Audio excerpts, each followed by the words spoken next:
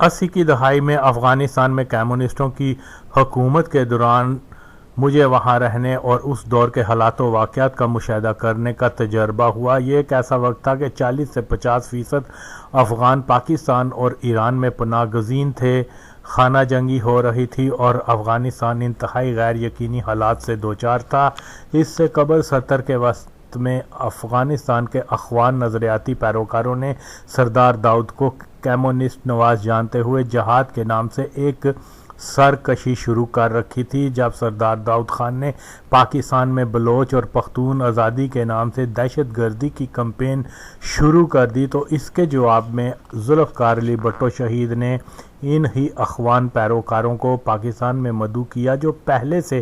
داؤد کے خلاف برسر پیکار تھے۔ اگر غور کیا جائے تو معلوم ہوگا کہ پاکستان اور افغانستان میں گزشتہ 40 سے 45 سالوں سے جاری بم دھماکوں کا موجد داؤد خان ہی تھا۔ فرق صرف یہ ہے کہ پہلے دھماکوں کے لیے دستی گڑی اور ڈیٹونیٹر کا استعمال ہوتا تھا تو آج جیکٹ اور دیوبندی کے ذریعے دھماکہ کیا جاتا ہے۔ اپریل 1978 کا انقلاب برپا کرنے والوں نے کمیونسٹ پروگرام پر چلتے ہوئے انٹرنیشنلزم کا نعرہ دیا تو دوسری طرف ان کے مخالف گروہوں نے اسلام کے نعرے کو بنیاد بنایا، مگر ان دونوں میں کمیونزم یا اسلام کی بجائے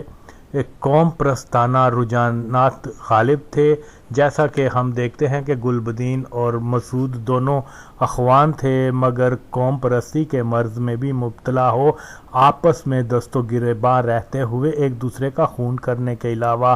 لوٹ مار، جبر زنا، بد فعلی، اغوا اور منشیات فروشی بھی کیا کرتے، مگر اس کے باوجود ان کو اسلام کا جہادی کہنے والے زاہد احمد اور یا مقبول جان جیسے گمراہ افراد اسلام کو بدنام کرنے کے لیے صہیونی پروگرام کے تحت ان کو جہادی کہتے ہیں کہ بلا شبہ اسلام میں جہادی کا تصور اس سے بالکل مختلف ہے۔ اس لیے میں ہر افغان و پاکستانی کو چیلنج کرتا ہوں کہ وہ افغان فساد کو کسی بھی طور پر اسلامی شریعت کے مطابق جہاد قرار دے ہی نہیں سکتے۔ بہرحال سوویت یونین کے زوال اور نجیب حکومت کے خاتمے کے بعد بیشتر پشتون نسل کمیونسٹ گلبدین اور غیر پشتون کمیونسٹ تاجک رہنما احمد شاہ مسعود سے ہم قوم ہونے کی وجہ سے وابستہ ہو گئے۔ دلچسپ بات یہ ہے کہ اسلام یا کمیونزم دونوں میں قوم پرستی کے تعصب کی کوئی گنجائش نہیں ہے۔ یوں تو افغان کمیونسٹ زبانی طور پر پاکستان کے ترقی پسند غریب طبقہ حلقوں سے گہرے دوستانہ مراسم استوار کرنے کا دعویٰ کیا کرتے ہیں، مگر ان کا سارا رجحان پاکستان کے قوم پرست بلوچ و پختونوں کو پاکستان کے سے بلوا کر خصوصی توجہ اور مراد نوازنا ہوتا۔ جیسا کہ ایک طرف تو خلقی پرچمی بھٹو کے بیٹوں کو ظالمانہ جاگیردار مغرب نواز کا نام دے کر غیر انقلابی ہونے کا طعنہ دیا کرتے، مگر اس کے ساتھ بلوچ سردار مری اور اس کے خاندان جو کابل میں بھی شاہی نوابوں کی سی زندگی گزارتے اور جس پہ دل آتا اس کو زبردستی کابل کی واحد سپورٹس مرسڈیز میں سوار کر کے لے جاتے کو بڑا کمیونسٹ تصور کیا جاتا۔ ولی خان پارٹی کے خان طبقہ کو بھی بڑا انقلابی کا درجہ دیا جاتا۔ یوں تو بہت سے پاکستان سے آئے قبائلی سردار خان اور کھاتے پیتے اہل ثروت بھی کابل آیا کرتے اور پشتون نسل ہونے کی وجہ سے افغان کمیونسٹ روسیوں کے سامنے ان کو ترقی پسند سوشلسٹ اور سور انقلاب کے حامی کے طور پر متعارف کروایا کرتے۔ اسی طرح سے مردان کے ایک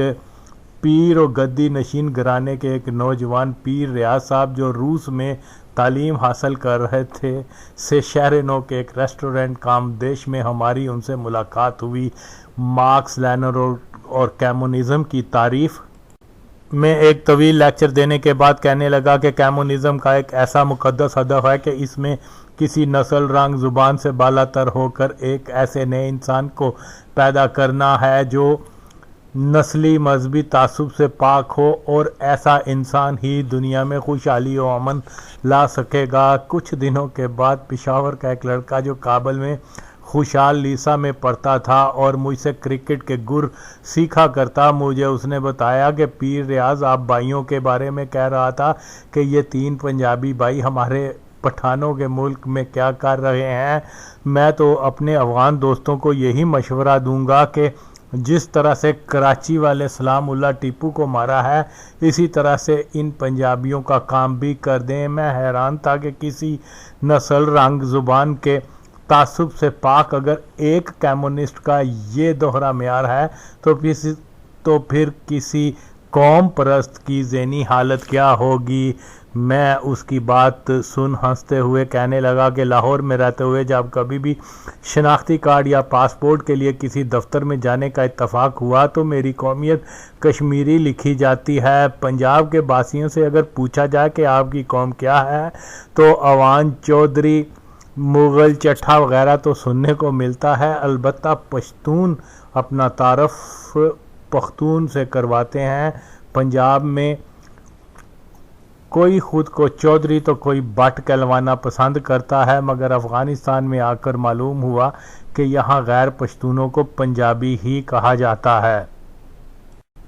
بہرحال ریاض صاحب جو ہمیں کمیونسٹ انٹرنیشنلزم کے مبلغ بن کے ملے تھے مگر اس قدر متعصب قوم پرست نکلے کہ اپنی قوم کے علاوہ کسی اور کے زندہ رہنے کا حق بھی چھین لینے پر آمادہ تھے۔ اس طرح سے ایک اور انتہائی پر اسرار قسم کی عجیب و غریب شخصیت جو نام کا بادشاہ اور اعلان کا پرولتاریہ یعنی مسٹر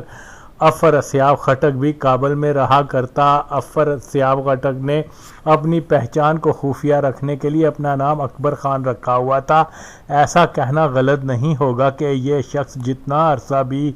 وہاں رہا اپنے گھر کی 4 دیواری میں ہی رہا۔ خٹک صاحب کا خیال تھا کہ CIA اس کے تعاقب میں ہمہ وقت لگی رہتی ہے اور کسی وقت بھی ان کو اغوا یا قتل کرنے کی کوشش کر سکتی ہے، اس لیے یہ حضرت زیادہ تر تنہائی میں خفیہ رہا کرتے۔ افغان کمیونسٹ کبھی کبھار موڈ میں ہوتے تو روسیوں پر لعن طعن شروع کرتے ہوئے کہتے کہ وہ ایک پشاوری کمیونسٹ کو ہم سے زیادہ اہمیت دیتے ہیں۔ کابل کے سیاسی و حکومتی حلقوں میں خٹک صاحب کا بڑا شہرہ تھا۔ اتفاق سے میرے بھائی آغا ندیم کو بھی کابل میں اکبر نام سے جانا جاتا اور کئی بار ایسا بھی ہوا کہ مقامی لوگ اکبر پاکستانی کا اتا بتا پوچھتے ہم تک رسائی حاصل کر میرے بھائی آغا ندیم کو نام اکبر کی وجہ سے افر اسیاب سمجھ اپنے کسی حکومتی کام کی سفارش کی درخواست کیا کرتے۔ اس ضمن میں چند انتہائی دلچسپ واقعات بھی ہوئے۔ بہرحال 1986 میں آغا ندیم کے خونی سرطان کی تشخیص ہوئی تو علاج کے لیے روس بھیجنے کی تجویز دی گئی اور ریاست اول کے اہلکار عباس کارگر نے افر اسیاب خٹک سے ملاقات کر کے اس سے درخواست کی کہ آپ اگر روسی مشیروں سے ندیم کے علاج کی سفارش کر دیں تو یہ کام جلد ہو جائے گا، مگر خٹک صاحب نے یہ کہہ کر کہ یہ لوگ پیپلز پارٹی کے ورکر ہیں اور پنجاب سے تعلق رکھتے ہیں اس لیے میں ان کی سفارش نہیں کروں گا۔ یہ ہیں خٹک صاحب جو پاکستان میں قادیانیوں کی بنائی حقوق کے انسانی تنظیم کے صدر بن اپنے انسان دوست ہونے کا چرچا کرتے پھرتے ہیں مگر ان کا حقیقی روپ انسان دشمن ہے۔ بہرحال پیر ریاض خٹک صاحب اور راجہ انور اور مری جیسے اذیت پسندوں کا کابل میں بڑا نام ہوا کرتا۔ ایسے افراد منٹوں میں کبھی کمیونسٹ منکر خدا تو کبھی امریکہ نواز ہونے کا روپ دھار لیتے ہیں اور آخر میں سوات کے مسلم خان مولوی یا پھر متعصب قسم کے قوم پرست بن پختون والی کے علمدار بننے کے دعوے دار ہو جاتے ہیں، جبکہ پختون والی جو کسی قومی تعصب سے پاک انسان دوستی کا درس دیتا ہے۔ پختون والی کے دعوے داروں کا حال یہ ہے کہ کابل میں ڈاکٹر نجیب کے احسانوں کا بدلہ نہیں چکا سکتے اور جب اس پر زوال آیا تو نجیب کے خاندان کے افراد پاکستان میں ان کی مدد کے طالب ہوئے تو انہوں نے ان کو دھتکار اپنے گھروں کے در بستہ کر لیے اور یہ وہ افراد ہیں جو اپنے پشتون ہونے اور خود کو پختون والی روایات کا نمونہ جانتے ہیں، مگر ایسے افراد کا پختون والی کی زندہ روایات سے دور کا بھی تعلق نہیں ہے، بلکہ اپنے کردار و افکار سے پختونوں کا نام بدنام کرنے کا باعث بنتے ہیں۔ افغانستان پر امریکی قبضے کے بعد صہیونیوں نے ہمارے خطے میں قوم پرستی کے زہر کو سیاست کا محور بنانے پر بہت کام کیا ہے۔ امریکی ایک طرف تو ولی خان کے بیٹے کو کہتے ہیں کہ ہمارے ساتھ تعاون کرو تو ہم تمہیں پشتونستان بنا کر دیں گے، تو دوسری طرف تاجک رہنماؤں کو آزاد تاجکستان بنانے کا لالچ دیتے ہیں۔ چند صہیونی بلوچ، جن میں میرا ایک سابق شاگرد فطرتاً انتہائی متعصب، ظالم، پرمکر حرب یار مری بھی شامل ہے، ان سب کو دجالی قوتیں استعمال کر رہی ہیں اور خطے کو تقسیم کرنے کے منصوبے میں شریک ہیں۔ 9/11 کے بعد امریکیوں نے سب سے پہلے افغانستان کی غیر پشتون اقوام سے نزدیکی تعلقات قائم کیے اور ایک دم سے پہلی بار افغانستان کے حکومتی اداروں میں تاجک، ازبک وغیرہ کا ہولڈ ہو گیا، جس سے پشتونوں میں بے چینی پیدا ہوئی، جس سے امریکیوں نے ان کو بلیک میل کر کے پاکستان کے خلاف مزید کھل کر استعمال شروع کر دیا ہوا ہے۔ ہمارے احمق کوتا نظر تجزیہ نگار ہوں یا سیاستدان اور دفاعی امور کے نام نہاد ماہر، امریکہ کے افغانستان میں آنے کے مقاصد، جو کہ روز روشن کی طرح واضح ہیں کہ افغانستان میں دہشت گردوں کو ختم کرنے کے نام پر اپنے طے شدہ منصوبے کے تحت آئے ہیں۔ مگر یہ تجزیہ نگار امریکہ کی اس چال کو جو کوئی بھی بے نقاب کرتا ہے، اس کو طنزیہ انداز میں کانسپریسی تھیوری کے کھاتے میں ڈال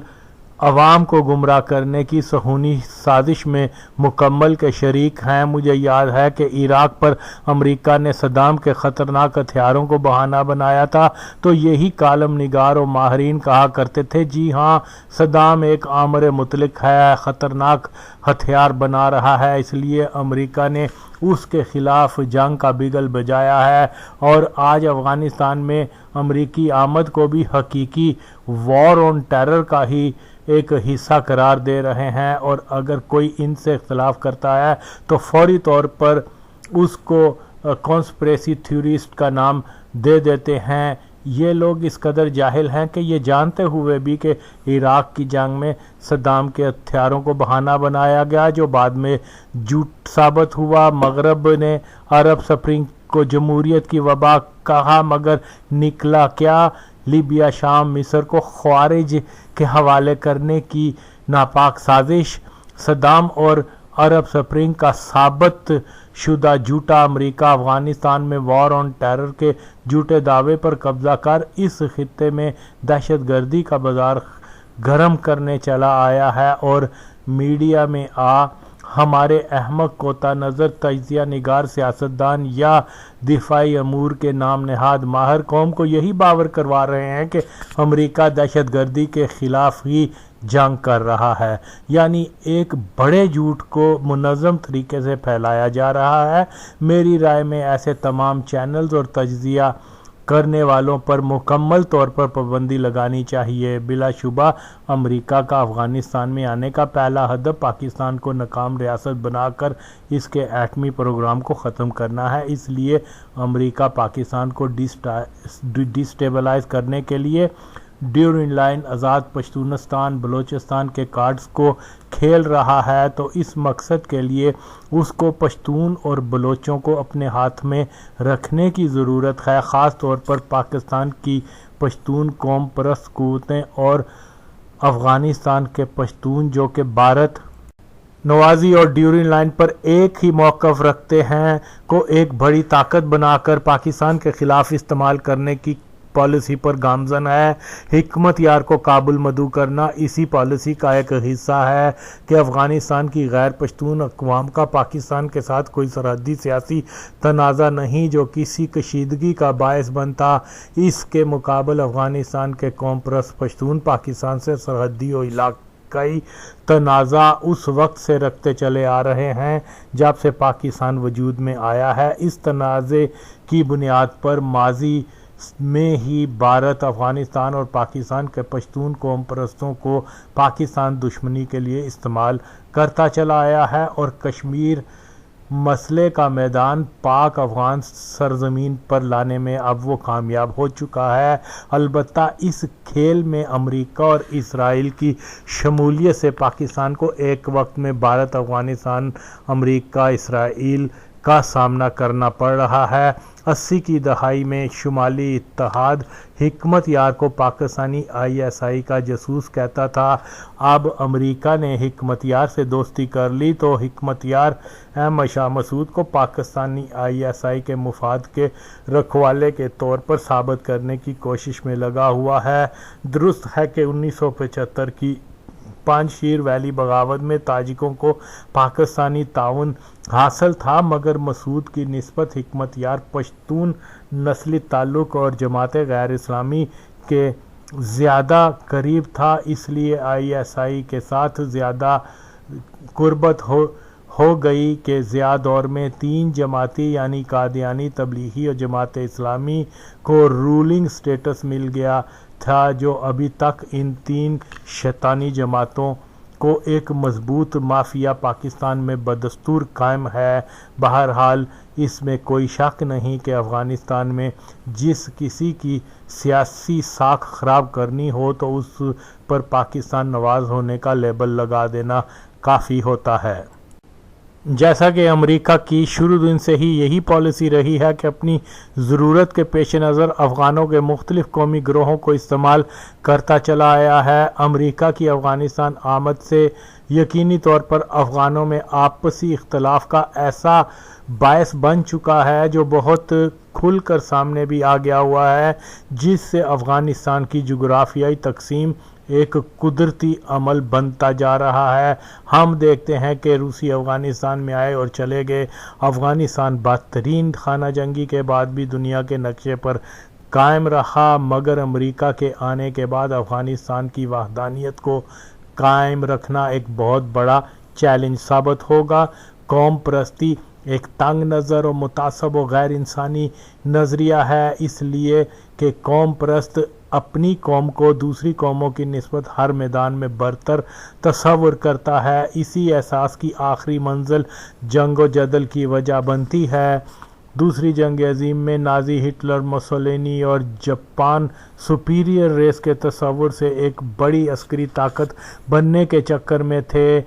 جن کو اس یہودی صہیونیت نے مات دی جو نیو ورلڈ آرڈر سے یہودی قوم کی مکمل اجارہ داری اور برتری قائم کرنا چاہتی ہے، اور اسی احساس سے صہیونی لیڈر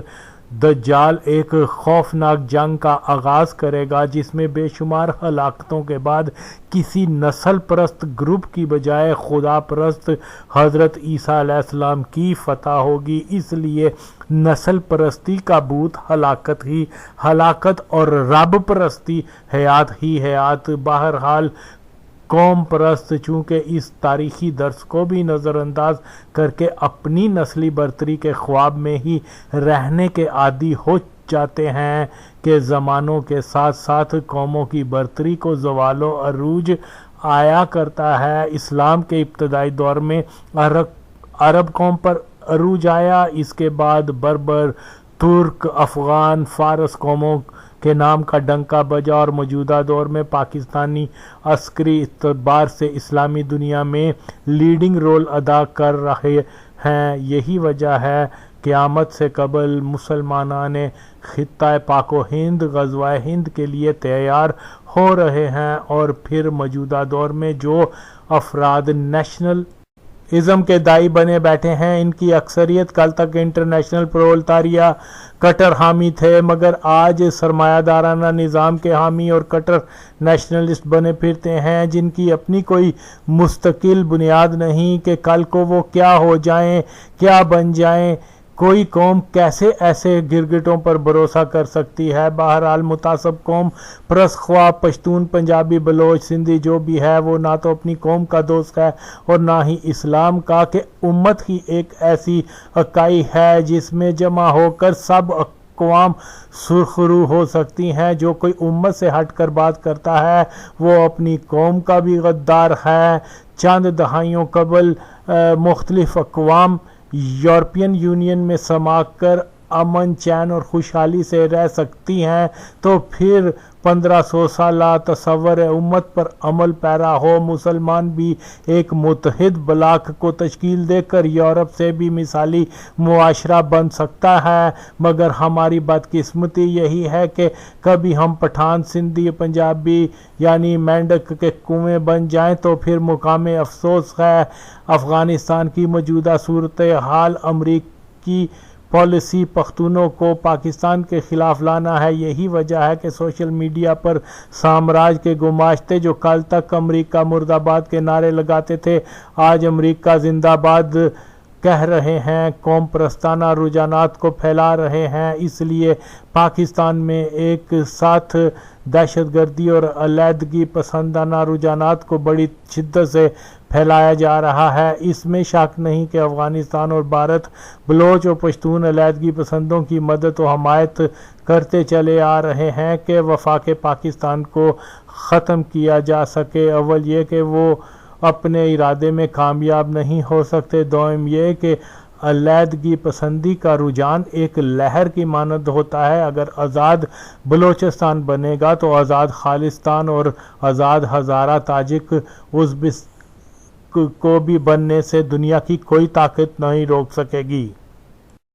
علیحدگی پسندانہ پالیسی سے اگر پاکستان میں ایک دو نئے ملک بنیں گے تو افغانستان اور بھارت میں 20 نئی ریاستیں دنیا کے نقشے پر قائم ہو جائیں گی۔ لہذا اس خطے میں کسی علیحدگی پسندی کی تحریک کی حمایت و پشت پناہی کسی بھی ملک کے اپنے مفاد میں نہیں ہے۔ جیسا کہ بیان کر چکا ہوں کہ سور انقلاب برپا کرنے والے افغان کمیونسٹوں کے نزدیک پاکستان میں ولی خان ہی ایک ایسا سیاستدان تھا جو سور انقلاب کا بہت بڑا حامی، اور وہ لوگ ولی خان کے اس بیان کو کہ افغان بگوڑوں کو پاکستان میں بسنے کی اجازت نہ دو کہ پاکستان حکومت کو معلوم نہیں کہ یہ لوگ جرائم پیشہ ہیں اور ملک میں خرابی ہی کریں گے، کو بڑا چڑھا کر بیان کیا کرتے کہ ایک متعصب قسم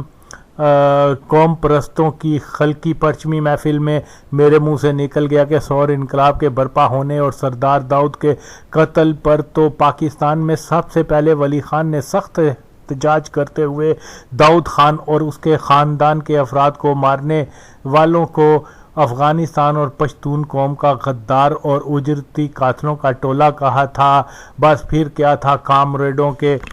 غصے بھرے چہروں سے کمیونسٹ ماسک اترنا شروع ہو گیا اور قوم پرستی کا رنگ غالب آتا گیا۔ کہنے لگے یہ ہو ہی نہیں سکتا کہ ولی خان یا اس کی پارٹی کے لوگوں نے کبھی سور انقلاب کی مخالفت کی ہو، تم بٹو پارٹی والے لوگ ہو اس لیے یہ الزام خان صاحب پر لگا رہے ہو۔ بہرحال میں ان کے تیور دیکھ کر خاموش ہو گیا، لیکن مجھے یاد ہے کہ سور انقلاب کی سالگرہ پر اس وقت کے پاکستان میں افغان سفیر محمود بریالے کو پاکستانی ترقی پسند اسٹوڈنٹ نے ایک فنکشن میں مدعو کیا تھا، تو اس فنکشن میں ولی خان کے سور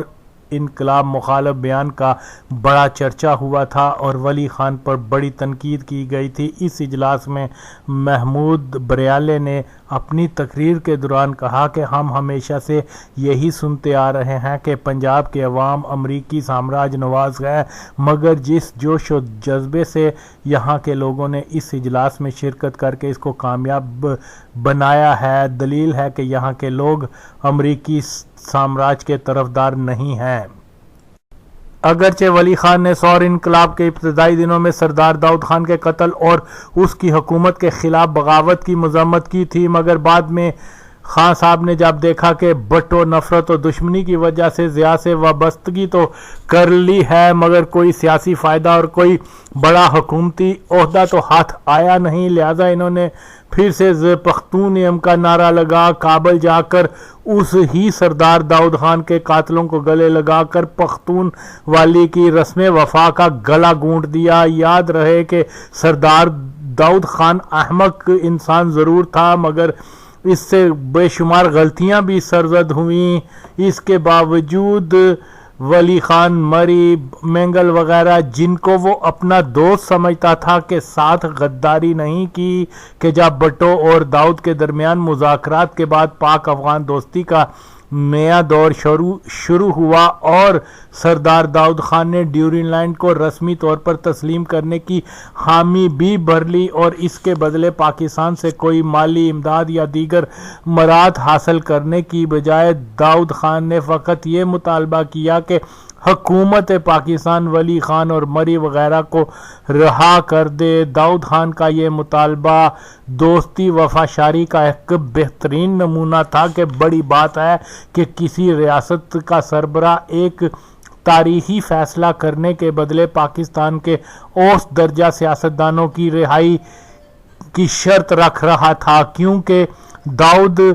ان لوگوں کو اپنا دوست سمجھتا تھا، مگر مری اور ولی خان وغیرہ نے اس ہی سردار داؤد کے قاتلوں کو خراج تحسین پیش کرتے ہوئے عظیم انقلابی اور افغان ہیرو قرار دے کر اپنے انتہائی کم ظرف ہونے کا ثبوت دیا۔ کابل میں ایک بزرگ افغان جو سردار داؤد حکومت میں کوئی بڑا سرکاری افسر تھا، جب اس کو معلوم ہوا کہ ہم بھٹو پارٹی کے لوگ ہیں تو وہ کبھی ہمیں ملنے آ جاتا۔ اس کے مطابق بھٹو اور سردار داؤد مل کر پاکستان اور افغانستان میں دائمی دوستی اور دونوں ممالک کو ترقی کی شاہراہ پر ڈالنے کا پروگرام رکھتے تھے، مگر ان دونوں کو ہی امریکہ اور روس نے راستے سے ہٹا دیا۔ بزرگ افغان اقرار کیا کرتا کہ اگرچہ آغاز میں سردار داؤد بھٹو اور پاکستان کے سخت مخالف تھا، مگر اس کے باوجود بھٹو نے سردار داؤد کے خلاف ممکنہ بغاوت کی صورت میں اس کی مدد کی آفر کی تھی، لیکن داؤد خان نے پاکستان کے جن سیاستدانوں کی حمایت اور مدد کی، انہوں نے سردار داؤد کے قاتلوں سے دوستیاں کر کے اپنے بے وفا ہونے کا ثبوت دیا۔ بزرگ افغان نے بتایا کہ ولی خان نے اپنے ایک دورہ کابل کے دوران اسلم وطن جار سے انتہائی گرم جوشی سے ہاتھ ملاتے ہوئے اس کو افغانوں کا شیر قرار دیتے ہوئے کہا کہ تم نے اپنی جرأت اور جواں مردی سے ایک عظیم کارنامہ انجام دیا ہے اور تاریخ تم سب انقلابیوں کو ہمیشہ سنہرے حروف سے یاد رکھے گی۔ گو کہ ولی خان جانتا تھا کہ اسلم وطن جار اور اس کے ساتھیوں نے ہی داؤد کے پورے کنبے، جن میں کم سن بچے اور عورتیں بھی شامل تھیں، بے رحمانہ انداز میں ان کو قتل کر دیا تھا۔ ہم نے اس افغان بزرگ کو مشہور پنجابی قول نیچاں دی اشنائی تو فیض کسے قد پایا سناتے ہوئے کہا کہ اگر سردار داؤد نے صوفیانہ کلام پڑھا ہوتا تو ہو سکتا ہے کہ وہ بھٹو کو کہتا کہ میں ڈیورنڈ لائن کو اس ہی شرط پر تسلیم کروں گا کہ پہلے آپ مری اور ولی خان جیسے نیچوں کو پھانسی دے دیں۔ بہرحال افغانوں کا کہنا ہے کہ ہمارا ملک افغانستان ایک خود مختار ملک ہے، اس لیے ہم جس سے چاہیں اپنے دوستانہ تعلقات استوار کریں، لہذا پاکستان کو کوئی حق نہیں پہنچتا کہ وہ ہمیں ہندوستان سے نزدیکی دوستانہ تعلقات بنانے سے منع کرے۔ افغانوں کا یہ موقف اس صورت میں اصولی ہوتا جبکہ انہوں نے پاکستان کو اپنا سب سے بڑا دشمن قرار نہ دیا ہوتا، کوئی پاکستان کے ساتھ سرحدی تنازع کھڑا نہ کیا ہوتا، مگر جب افغانستان پاکستان کو ہندوستان کی طرح اپنا دشمن ملک قرار دیتا ہے تو ایسی صورت میں پاکستان فطرتی طور پر ایسے دو دشمن ممالک جو پاکستان کے وجود کو ختم کرنے کی پالیسی پر کاربند ہوں، کسی بھی صورت قبول کرنے کی پوزیشن میں نہیں ہوگا۔ اس لیے ہند افغان دوستی پاکستان کی سالمیت کے لیے شدید ترین خطرہ ہے۔ اصولی طور پر پاک بھارت تناؤ میں افغانستان کو پاکستان کا حلیف ہونا چاہیے تھا یا کم از کم افغانستان کو نیوٹرل رہنا چاہیے تھا۔ ہندوستان بہت ہوشیاری سے پاک بھارت معرکے کو کشمیر یا سندھ پنجاب کی سرزمین سے ہٹا کر افغانستان اور پاک افغان سرحد پر منتقل کرنے میں کامیاب ہو چکا ہوا ہے۔ افغانستان کے غیر پشتون سیاسی حلقوں کا خیال ہے کہ اگر افغانستان ڈیورنڈ لائن کو قبول کر لے اور ہندوستان سے والہانہ تعلقات سے گریز کی پالیسی اپنا لے تو پھر پاکستان افغانستان کے اندر مداخلت نہیں کرے گا، مگر اس کے رد میں پشتون قوم پرست طبقے کا یہ دعویٰ ہے کہ اگر ڈیورنڈ لائن کو قبول بھی کر لیا گیا تو بھی پاکستان کی افغانستان میں مداخلت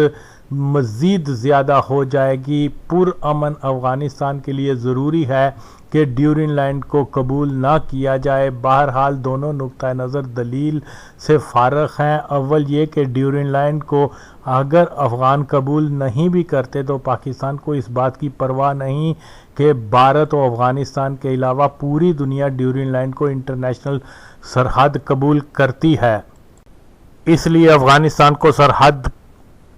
کی بنیاد پر پاکستان سے دشمنی نہیں کرنی چاہیے۔ ویسے بھی جدید دور میں سلفی صہیونی اشتراک کی دہشت گردی کی روک تھام کے لیے بہت ضروری ہے کہ پاک افغان سرحد کو کنٹرول کر کے محفوظ کیا جائے، اور یہ کام زیادہ مؤثر انداز میں اسی وقت ہو سکتا ہے کہ افغان ضد کو چھوڑیں اور ڈیورنڈ لائن قبول کر لیں۔